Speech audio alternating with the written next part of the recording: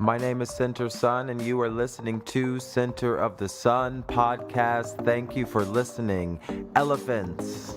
They have one of the best memories of any animal on this planet.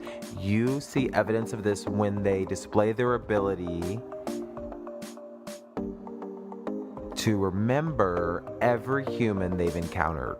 So they will even fucking save any creature in distress. And they are my favorite animal in the animal kingdom because you know, when you train elephants when they're young, they retain that shit. And they continue to impose those same limitations throughout their entire life. So I wanted to ask you, if you stripped everything away, who would you be? No name, no clothes, no hometown, nothing. Who are you without the pompous attitude? And I am speaking to myself, but I'm also directly speaking to you right now. Who are you without your sex and your sexuality? Do you even know how you acquired your own personality? Are you aware of all of the people and experiences that have shaped you? Think for a moment. Do you like who you are? Do you love you? Who comes first? You or someone else? Because it better be you. You can't help anyone else if you don't first help yourself. So I want to tell you that your strength is your brevity in your contributions as artists, whoever you are in this culture. So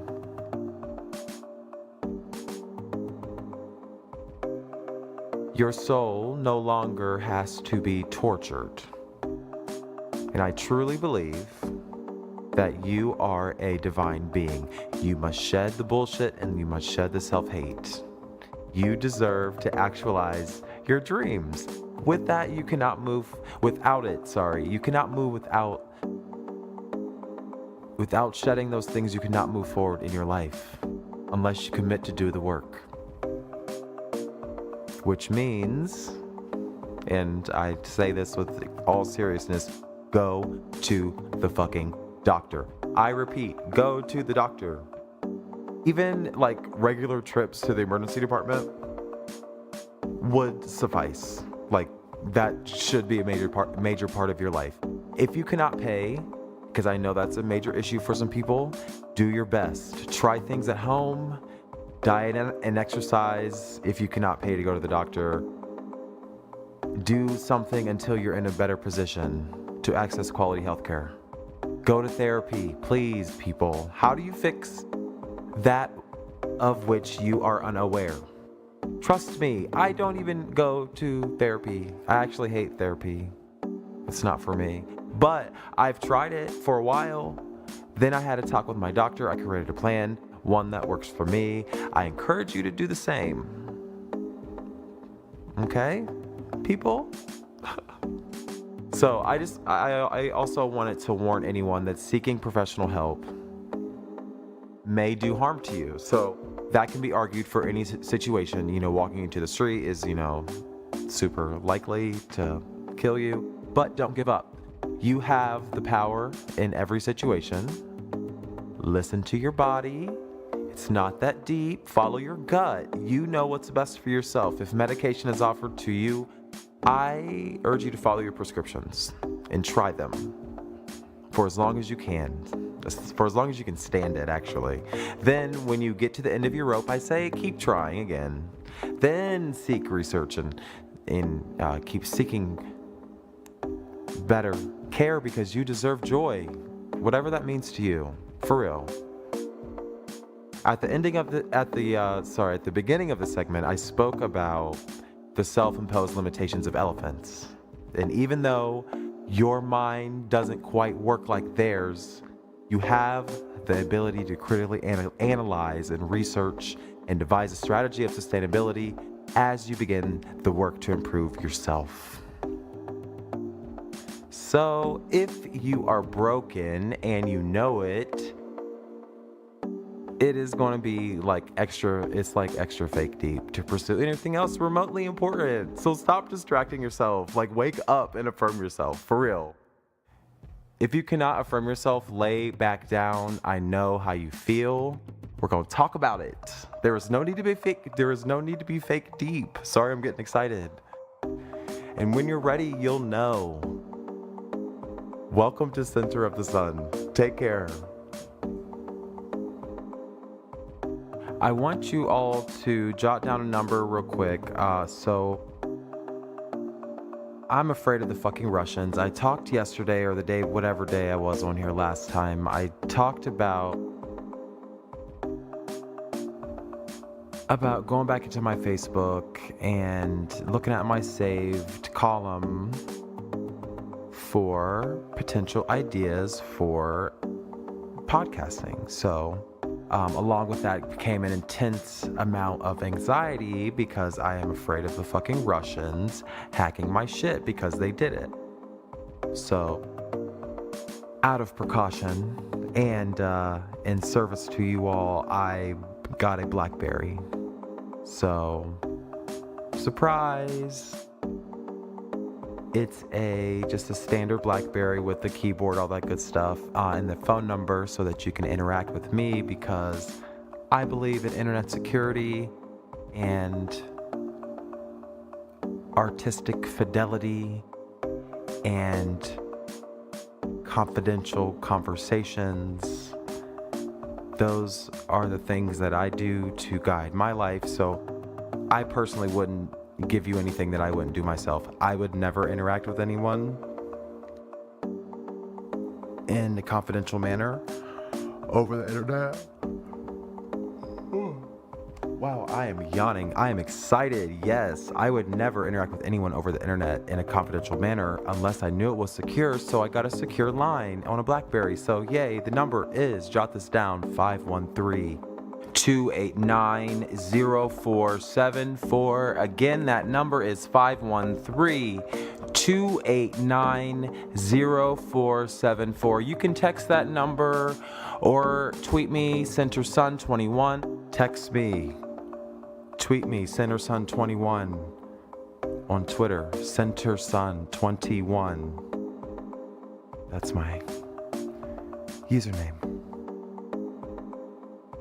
So to get into some foundational things around because the purpose of this podcast was always to develop ideas and kind of close that information gap that I'm seeing, specifically Black people, Black men, Black gay men, they're experiencing an information gap. And I think the world is experiencing an information gap. And I just wanted to clarify for you all officially kind of what this podcast is about. So the first thing I want to do with this podcast is to clarify and to close the information gap in terms of politics, environment, medicine, health, all of those things. I want to share and promote the culturally iconic existence of people, specifically LGBTQIA, asterisk, people of color. I want to promote their well-being. And by doing so, I feel like closing the information gap is the biggest thing. So I want to promote the expression of ideas divergent from heteronormativity. So straight people are great, but they aren't the only people that exist on this earth. So is there a way that we can balance the messaging that is, what is the word I'm trying to say? Can we just find better ways to tell better stories, and use the power of language and art to activate new and transformative communities? I think the internet is still very new and transformative tool that is constantly at threat of being taken away. So I think that we can use it to our advantage, and by doing that, we are creating more value then we capture ourselves, because that's the whole premise of the center of the sun. We are so lit and so sustainable and so wealthy and so healthy and so autonomous and so fucking dominating and withstanding and culturally iconic. You know, it's our burden. It's the cross we bear, is this intense ability to affect the world around us. And it's an honor. So how are you doing today? Text me. Area code 513-289-0474. Text me, please. We're just looking at the history of catheters and central lines. I was speaking with my boss the other day, and he was telling me about a new study about that, you know, I can't really share anything about because it's still in its beginning stages, and it's and a lot of these protocols and stuff are confidential and we can't really talk about them. But what struck me was the fact that we haven't looked at, or the research is so slow and the process is so slow for clinical trials to get from an idea to an investigational product or a medication. It's taken decades, and in terms of the technology of catheters and central lines, my mind was blown away the other day because that technology is actually extremely antiquated. And if you've ever had a catheter or central line, I'd love to hear your experience. 513-289-0474. I'd love to hear your experience about it, because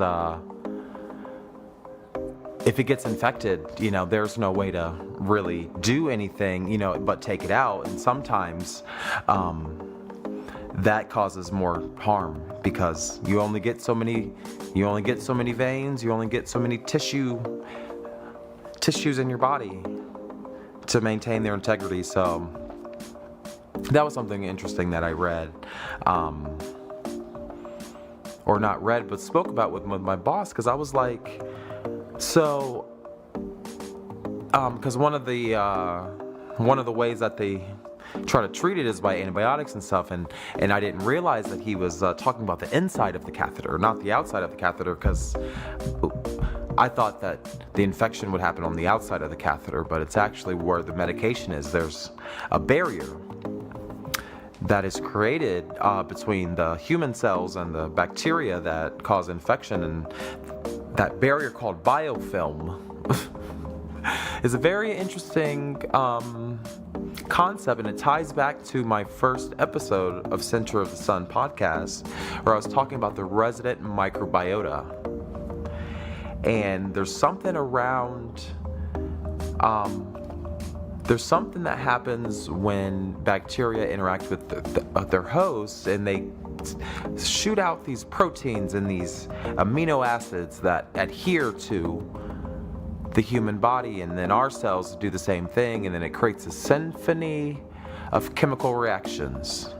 And that symphony of chemical reactions is what always has interested me, especially in terms of nutrition and diet. So anyway, moving on. Have y'all seen Annihilation? I think it's like Natalie Portman or something. Hold on, let me pull up Google. So freaking scary. And you know what? Annihilation. I'm very actually mad that I didn't see it in theaters. Oops, spelled it wrong. Annihilation. Because it was that good.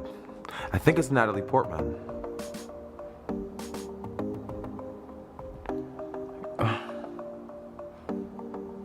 Stupid thing, I can't find the cast. Hold on, Annihilation cast. I think that's her. I don't know anybody's name. Natalie Portman, duh. And Oscar Isaac, he's hot. Yeah, it was good. It was really good. Ooh, Tessa Thompson. Yeah. Ooh.